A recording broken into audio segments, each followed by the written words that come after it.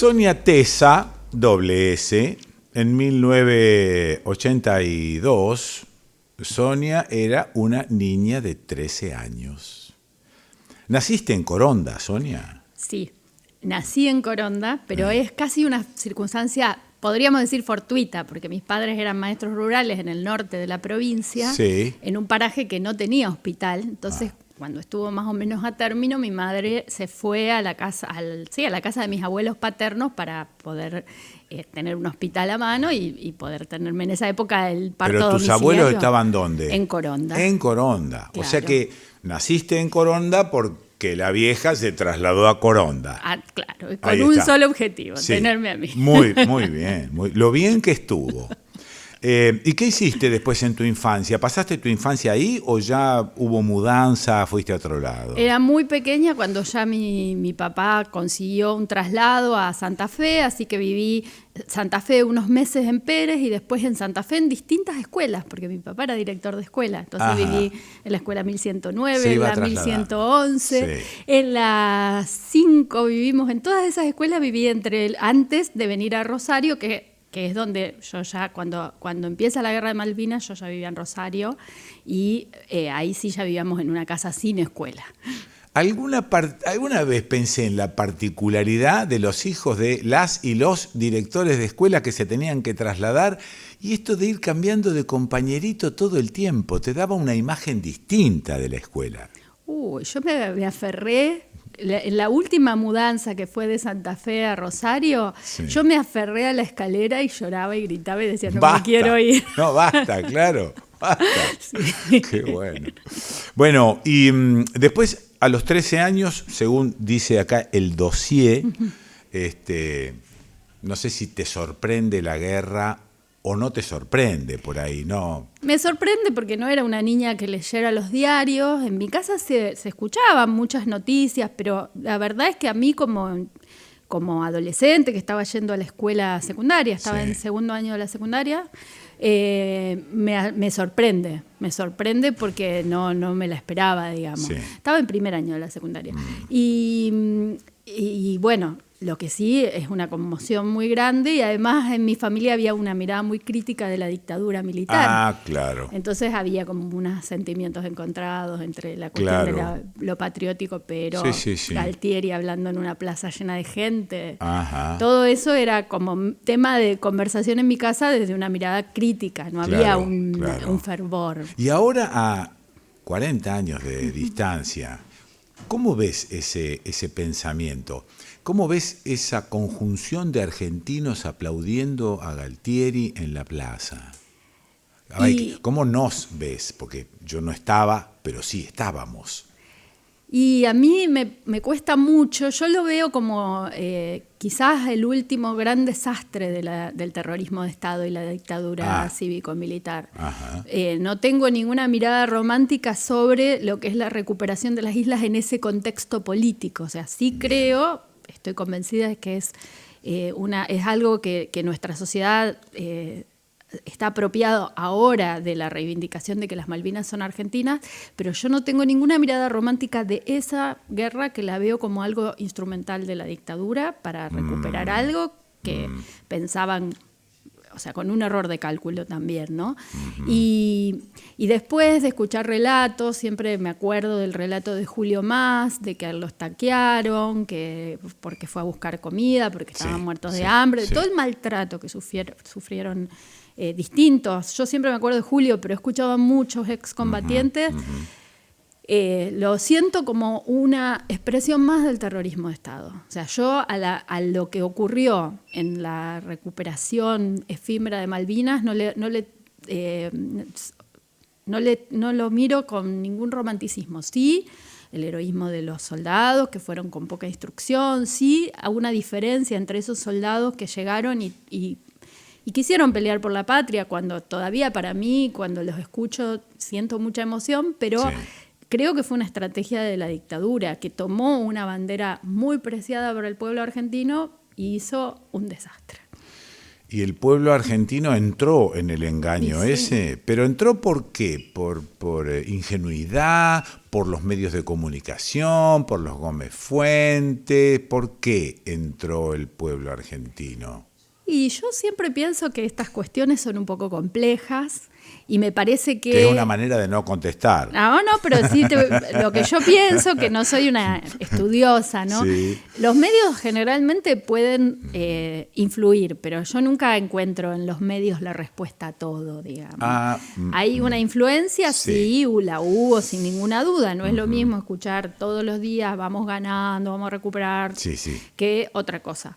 Eso es una parte, pero también me parece que este es un pueblo, para usar una categoría que a mí me gusta, que tiene una larga tradición de conciencia nacional, por decirlo así, y ahí se asentó este gobierno dictatorial, que además recordemos el día anterior o 2 días antes del 30 de marzo había asesinado a Dalmiro Flores, creo que era el nombre de Dalmiro, un obrero que se había movilizado en la primera movilización obrera que había contra la dictadura. Entonces, había ya una disolución de aquello que les permitió estar en el poder. Ahí está. Y yo creo que, por eso digo que es complejo, porque había un pueblo que tenía un sentimiento por las Malvinas, que siempre lo tuvo, que hubo acciones previas, y hubo un gobierno en disolución con muchos problemas internos que consideró, y evidentemente leyó mal, tanto la geopolítica internacional,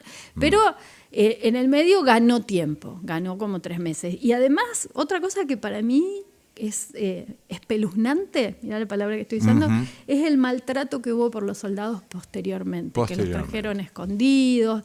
Todos esos relatos de los excombatientes a mí me hacen todavía redoblar mi repudio a la dictadura militar.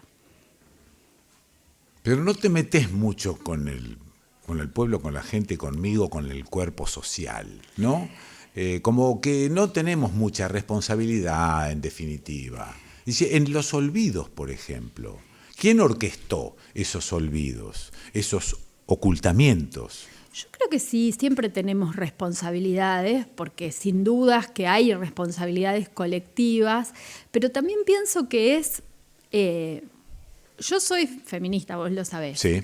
Estamos haciendo quizás las movilizaciones más masivas que se hayan visto, por lo menos en la historia, en América Latina, ¿no? 70.000 personas en Rosario por el 8M. Es un movimiento muy multitudinario. Sí. Y a lo mejor si mañana viene alguien a hablar en contra de los feminismos, también es masivo. Y las dos cosas ocurren en la sociedad. Yo me acuerdo ahora, hace muchos años yo tenía una amiga a la que no vi nunca más, que el papá fue preso de la dictadura y después se enroló, o sea, se anotó como voluntario para ir a la guerra. Yo esa complejidad y esa contradicción sí. me la guardo como una pregunta, porque una persona que sufrió por ser un delegado sindical rebelde, sí. la cárcel en la dictadura, después decide ir a la guerra. Creo que finalmente por una cuestión de edad no pudo ir, pero ¿por qué manifiesta su voluntad de ir a la guerra bajo el mando de quienes de la misma fuerza que lo reprimió? A mí eso me sí. hace una pregunta muy grande. Sonia, tenés razón. Yo insisto muchas veces, a ver la responsabilidad del pueblo, que siempre queda medio como a salvo, pero ahora que te escucho hablar sobre contradicciones, creo que todos tenemos contradicciones. Y cuando alguien nos mira, advierte las de uno y no las propias, ¿no? Y a mí creo que me pasa esto. Bueno, eso es de lo humano, pero sí yo digo, hay seguramente quienes fueron a la plaza no eran los mismos o las mismas que acompañaban a las madres. Ajá. Pero había quienes acompañaban a las madres sí. y también estaban a favor, no creo que ir a vivir a Galtieri, pero que sí estaban a favor de la recuperación de las islas. Claro. Ahí se metieron con un sentimiento muy caro a los argentinos y las argentinas, sí. que es que las Malvinas son un territorio que nos arrancó encima del Imperio Británico. ¿Sos periodista, comunicadora? ¿De qué te recibiste si te recibiste? Me recibí en esta facultad luego de varios tumbos, pero llegué a ser licenciada en comunicación social. Muy bien. ¿Y eso es lo mismo que ser periodista o no? No, para nada. Ahora ya soy una mujer grande y he saldado eso, pero estuve varios años un poco incómoda porque yo había decidido estudiar esta carrera y cuando entré a trabajar en un diario, que ya es algo también en peligro de extinción, ¿no? Sí. Pero me di cuenta de que no sabía nada de periodismo y que no sabía cómo hacer lo que había que hacer. Ajá. Pero bueno, luego entendí que había muchísimas cosas que me había dado comunicación social Que servían para ser una periodista, qué sé yo, no sé si lo soy, pero una periodista por lo menos con más atención a cuestiones que a las que a veces no se atienden, ¿no? Como con más atención a las complejidades, por ejemplo. Eso. ¿Te pusiste a analizar comportamientos, historias, ya que me dijiste que estás en el feminismo, de las mujeres en Malvinas? Bueno, vi con mucho agrado, digamos, con sorpresa, porque yo no lo había trabajado periodísticamente y de hecho yo personalmente no lo trabajé, que alrededor del año 2014 y también como parte de una serie de políticas de género que había en el Ministerio de Defensa, empezaron a salir las historias de las enfermeras de Malvinas. Ajá. Que esas enfermeras nunca fueron reconocidas como excombatientes, pero si hubo enfermeras en el frente asistiendo a los soldados, esas enfermeras estaban en la guerra, eran parte de la guerra. Ajá. Eso me parece que eran parte, digamos, estaban asistiendo a quienes estaban combatiendo. Eso para mí fue muy interesante de conocerlo, las historias de esas enfermeras. Hoy hay documentales, ha habido actos. Recientemente en Rosario, en realidad en Pérez hubo un acto también de homenaje. Sí. Esa parte de la historia, ahora que vos me decís, voy a hacer un rulito y me voy a acordar. Hay un libro que para mí es fantástico, creo que en estos días lo estoy recordando muchísimo, que es de Svetlana Alexievich, Premio Nobel de Literatura, periodista, es la autora de Voces de Chernobyl, y también escribió un libro que se llama La guerra no tiene rostro de mujer, que fue hacer cientos de entrevistas a mujeres que combatieron en el Ejército Rojo, tras el sitio de Stalingrado, estaba diezmado el Ejército Rojo y fueron, muchas voluntariamente, acudieron al llamado de Stalin a combatir. Sí. 200.000 mujeres tuvo el Ejército Rojo. Y sus historias fueron silenciadas y Svetlana fue y las escuchó. Y las escuchó contar cómo combatían, cómo sufrían abusos sexuales, y lo que hizo fue hacer una introducción con voz propia y todo lo demás fue contar con las voces de ellas. Y bueno, a mí en este contexto de guerra que estamos viviendo en el mundo, recuerdo mucho ese libro. Como en la Argentina, en la guerra de Malvinas no hubo mujeres combatientes, como así agarrando un fusil, tirando en el frente. Sí. Pero sí estuvieron las enfermeras. Y la otra historia que a mí, pero de todos modos digo, esa mirada de las enfermeras todavía, si bien se ha contado mucho, hay un documental muy hermoso donde 3 de ellas vuelven a Malvinas y cuentan lo que vivieron y vuelven también a una base que tenían, que no era en Malvinas, sino en el continente. Pero esas voces sería bueno que las escuchemos más. Como durante muchos años no escuchamos a los excombatientes y un día los empezamos a escuchar, porque también pasó eso, ¿no? La negación, la derrota, y les costó mucho pelear a los combatientes contra la desmalvinización. Y lo otro que hace recientemente hice una entrevista con Jimena Chávez, que es una realizadora audiovisual que está haciendo una película con 4 madres de excombatientes muertos en Malvinas. Y yo me preguntaba... Es la que se llama Matria. Matria, exactamente. Y yo me preguntaba, ¿cómo puede ser que a las madres de Malvinas las tengamos tan olvidadas cuando tenemos otras madres que, claro, que políticamente han activado mucho, pero que son parte de nuestra conciencia colectiva? Eso es. ¿Y cuáles son los relatos que recibiste de aquellas que fueron enfermeras?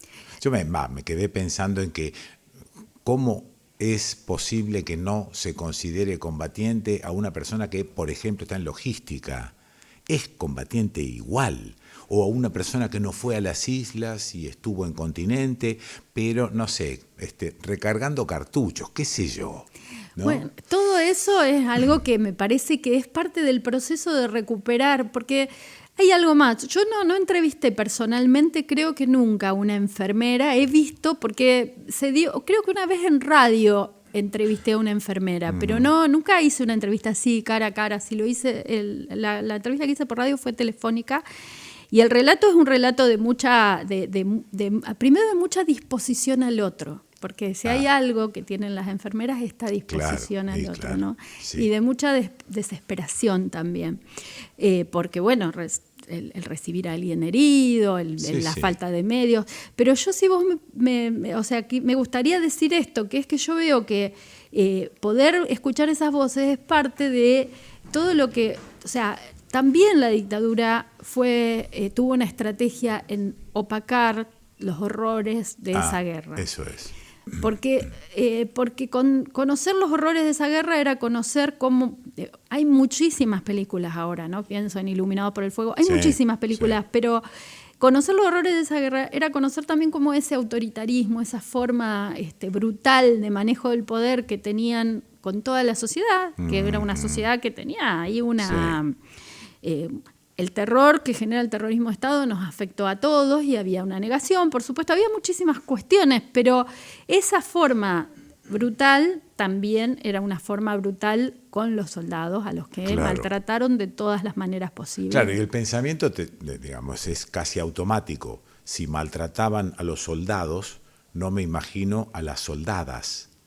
Bueno, y esa cuestión también salió a la luz. Algunas cuestiones de abusos sexuales que, están saliendo a la luz, abusos sexuales añejos en distintos lugares de la sociedad, pero también las enfermeras de Malvinas han contado, no lo tengo ahora súper presente, pero lo he leído, y creo que también eso es parte de algo que como sociedad, vos me decís cuál es la responsabilidad. Bueno, esa es una responsabilidad que colectivamente... ¿Por qué una mujer que fue violentada sexualmente no lo cuenta? Porque tiene miedo a las represalias. Y entonces ahí tenemos que empezar a preguntarnos cómo ha circulado el poder. Quiero decir, los feminismos, los transfeminismos lo estamos haciendo... Me parece que les falta a veces a los compañeros entender que cuando miran para un costado, cuando dicen, pero mi amigo no lo pudo haber hecho, cuando dicen, pero yo lo conozco, es un buen tipo, están apostando al silencio de quien ha sufrido esa violencia.